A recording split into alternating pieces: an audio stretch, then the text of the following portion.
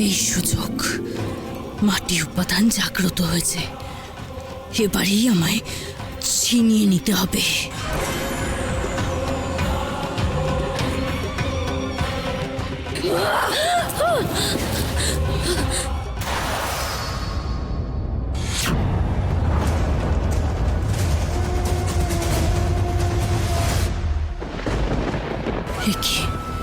এত তীব্র পবিত্র আলো আমার কোনো ক্ষতি করবে না তো?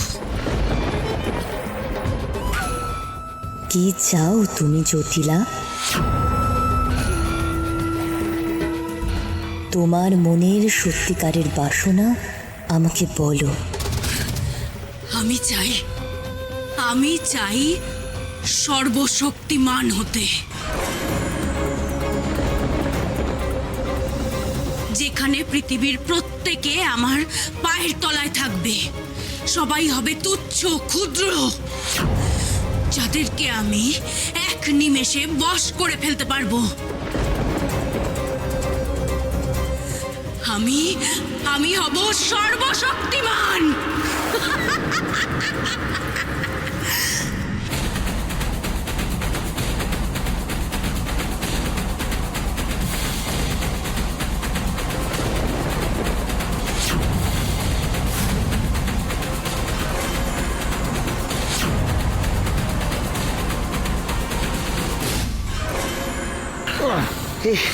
এত তীব্র আলোয় তো তাকানোই যাচ্ছে না, চোখে যন্ত্রণা হচ্ছে। এই মাটি উপাদান ক্রুদ্ধ হয়েছে। এই জটিলার আচরণে এই মাটি উপাদান অপমানিত বোধ করেছে। এই মাটি তো সবাইকে ধারণ করে থাকে, কিন্তু এই মাটিকে যদি অপমান করা হয় তাহলে সবার পায়ের তলার মাটি সরিয়ে নিতে পারে। এটা তার ক্রোধেরই বহিঃপ্রকাশ। সত্যি তো, মাটি কাঁপতে শুরু করেছে।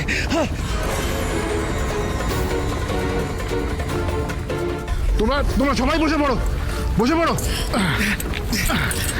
মাটি উপাদানকে শান্ত করতে তোমরা সবাই প্রণাম করো। একই রাজকুমারী, তুমি দাঁড়িয়ে আছো কেন? বসো। না, একমাত্র রূপমিতেরই ক্ষমতা আছে। মাটি উপাদানের ক্রোধ ওকে দমন করতে পারবে না।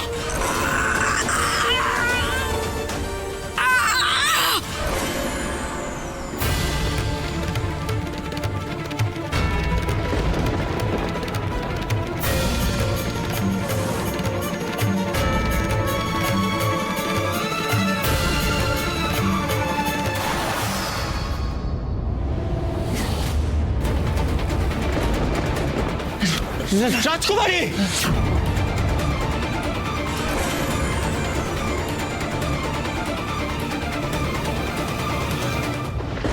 কি চাও তুমি রূপমতী?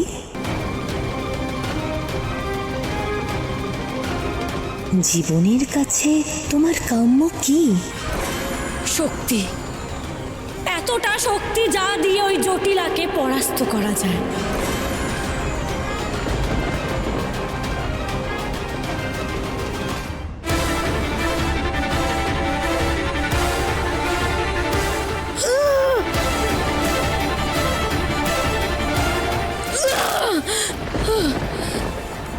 ক্ষুব্ধ হবেন না হে মাটি উপাদান, আপনি ক্ষুব্ধ হবেন না। আমার উত্তর এখনো শেষ হয়নি। আমি শক্তি চাই কারণ আমি জটিলার মতো অশুভ শক্তিকে চিরতরে বিনাশ করতে চাই।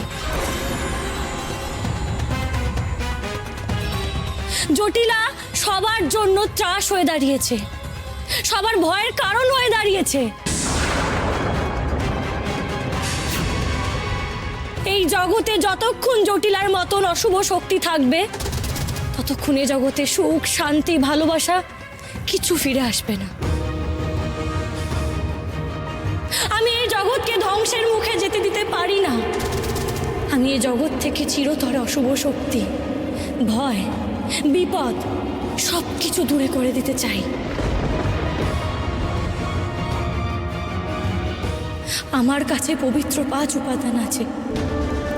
বাকি 2 উপাদান সংগ্রহ করে আমি মহা অমৃত জল সৃষ্টি করে এই জগৎকে চিন্তামুক্ত, ভয়মুক্ত করতে চাই। আমি আমি খুবই তুচ্ছ এক মানুষ। প্রকৃতির এই অসীম শক্তির আধার থেকে আমি এক কণা ঋণ নিতে চাই মানব জাতির স্বার্থে।